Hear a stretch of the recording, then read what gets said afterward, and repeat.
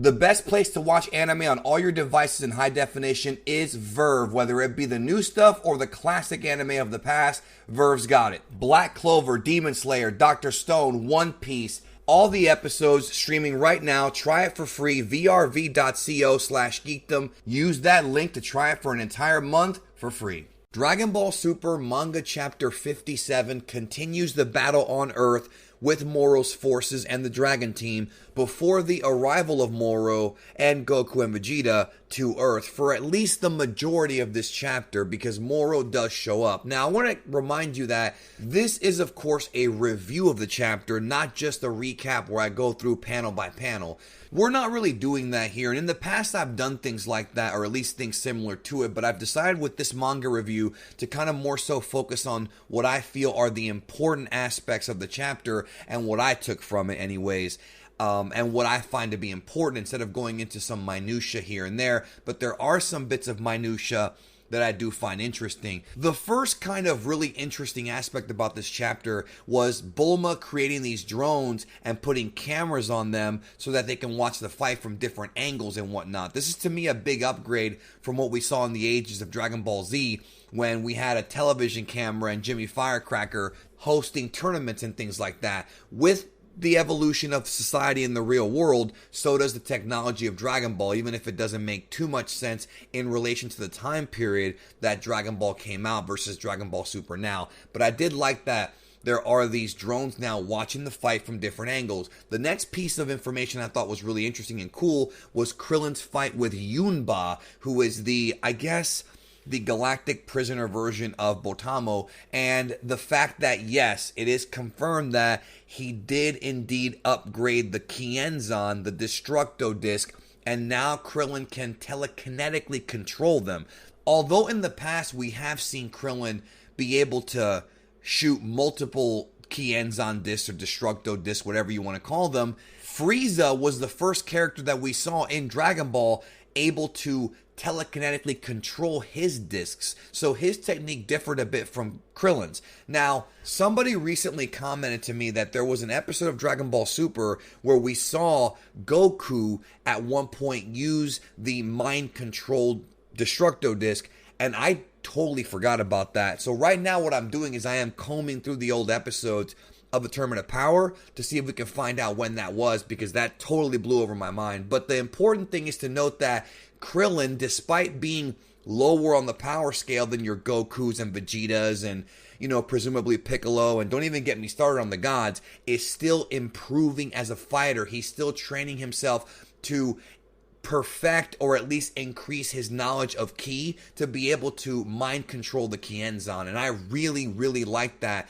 Even this late in the game, Krillin is still becoming better, and I really appreciate that. In fact, here, he uses the after image technique to help him in battle, which I did a whole video on in the technique guide previously, and I have another technique guide coming out about the Kienzan. So I like that these moves are now being used again for good purposes. Now, there were a few perv jokes made here and there with Roshi, but the important thing to take from this is that Krillin talks about the secret power that Roshi used against Jiren, which was like the early version of Ultra Instinct. Now, this was only in the manga. This was not in the anime version.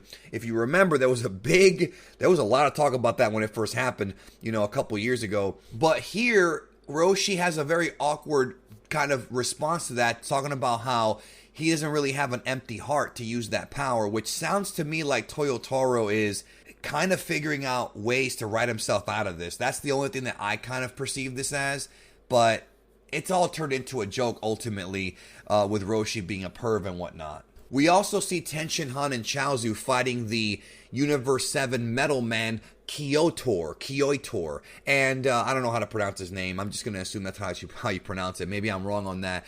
And I like how Chiaotzu remembers that the weakness of the Metal Men is if you say bad words or you insult them. And I really like the fact that it works. This has to be Chiaotzu's first W in decades. I cannot remember. Actually, now that I think about it, when was the last time he got a W? Was it maybe the 22nd tournament? I mean, outside of filler and the movies, I think that was the last time he actually kind of shined. And that I'm okay with it. Hey, give the other characters more shine. Toyotaro has listened to people who want the B team to get the spotlight with these last 2 chapters. Now, the Roshi stuff does get paid off with him kind of covering his eyes to be able to fight the trio of girls representing the Galactic Patrol prisoners, with the idea being that if he looks at women, he ends up having his heart filled with, sin. I guess that's the way I'm interpreting it. If you feel differently about this, let me know in the comments, but I kind of feel like that's what they're trying to tell us here, which is wacky. Again, seems like a bit of a cop-out, but it all is pretty much just classic Toriyama comedy, except by Toyotaro. So it seems to me like either Toriyama inspired him to do this, or Toyotaro himself is starting to learn how to be more of a comedian like Toriyama was all those years, and still is. So what ends up happening a bit unexpectedly is that these women do a fusion of sorts, and they become a new sort of fused, I don't want to say BBW, but that's the way I'm seeing it, like a bigger girl who is presumably stronger than the 3 of them individually. In addition to that, we see 17 and 18 working together against Shimoreka and 7-3. And I was fine with this. These fights are all really fun. The manga panels here, I think, look really, really good. I really like that we're having kind of a big rumble now as opposed to just one-on-one fighting. And like I said before, it does take me back to the Resurrection F stuff, but with more characters. But the big revelation happens here as Moro does indeed arrive and quickly is apparently upset because 7-3 is using his powers. 7-3 was on the brink of losing until Moro appears and, in a kind of barbaric way, saves 7-3 and sends him back to the ship for recovery. Saganbo is the one that takes him out there. So Moro comes face to face with Gohan and Piccolo, and I'm over here hoping that this will turn into a big sort of showcase for Gohan, but Gohan still talks about Vegeta and his father kind of being the heroes. So this idea that some fans have of Gohan taking the reins as hero again, it's not going to happen in this arc, man. Not from the way that this is being telegraphed to us. Now, what's interesting is we find out from Moro that planet Earth is very rich in energy, and because of that, it makes it very rare, and because of that fact, Moro does not want to swallow up all the energy from planet Earth right away. So Moro and Saganbo kind of have a back and forth about, the Galactic Bandit Brigade and things like that of the past, but the big takeaway from this is Moro actually gives Saganbo a boost in power. So Moro is able to distribute his own energy. He doesn't just suck up energy, he can actually grant it to other people. We've seen this before, though. It's not just a Moro technique. Remember, when Frieza was on the brink of dying, Goku did give him some of his energy. So this is not anything new, but for a bad guy to do it could lead to real problems. So what ends up happening here is we kind of have this situation where Saganbo sort of becomes a de facto new sub-boss to beat before the final boss of Moro. They took 7-3 out of the equation, he's out of the fight, and now Saganbo is there facing off against 17, Jaco, Piccolo, and Gohan. They're all involved in fighting this guy. But Saganbo is surprisingly really, really powerful. In fact, way stronger than we thought. So even that little burst of energy that Moro gave him made him beyond even Gohan and 17? Are you kidding me? And I'm not the only one shocked. So is Piccolo. So the power scale here is just really tipped in the favor of Moro if he can do things like this, which means that Goku and Vegeta are going to have to be astronomically more powerful than the rest of the fighters for it to make any sense, which might tick off a lot of fans, but that's the way I'm perceiving it. There's a few scenes here with like Yamcha, Chiaotzu, and Ten Shinhan working together against one of the staff officers, and Roshi and Krillin have their hands full, but they do discuss about helping to get Goku there by powering up. Now I have a problem with this because this is the exact same thing they did in Resurrection F, except that instead of it being all the Z fighters powering up, it's just Krillin here. But essentially, Krillin jumps on a mountain and powers up, and Goku's in space. He can faintly sense the energy, but he really can't sense it strongly enough to teleport to Earth. But when Krillin jumps on this mountain and powers up, Goku finally is able to sense it and come to Earth. This is the same thing they did in Resurrection F, and I gotta be honest, it's a little bit too derivative. Like, it kind of comes off a bit like fan fiction. Like, Toyotaro was trying to write his version of Resurrection F on a bigger scale. that's just how it comes off to me. You know, it seems a bit too derivative of an arc that we just saw a couple of years ago. I mean, Resurrection F came out in 2015. Wasn't that long ago, 5 years.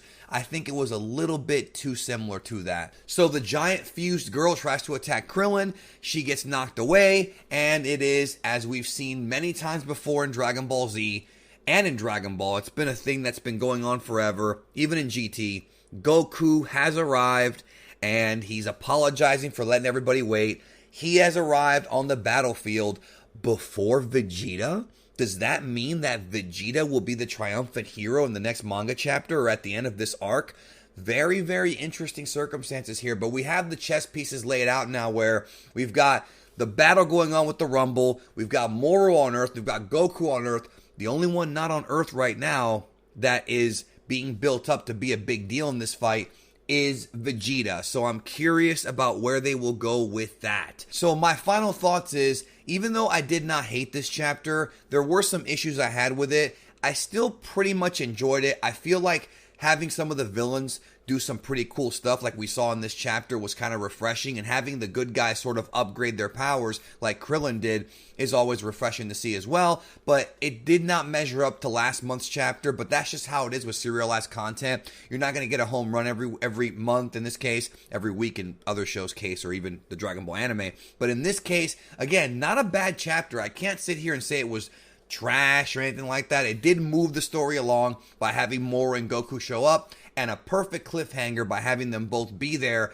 and not yet face off, but the face off is coming. So I predict that next manga chapter, Goku will probably wreck shop on a bunch of these guys, and we'll finally see Goku and Moro square off. Hopefully we'll get some Gohan and Moro action before then, but nothing is a guarantee. Let me know what you think about the new review style and your thoughts on chapter 57. Thank you again. Hope you have a great day, and take care of yourself and each other.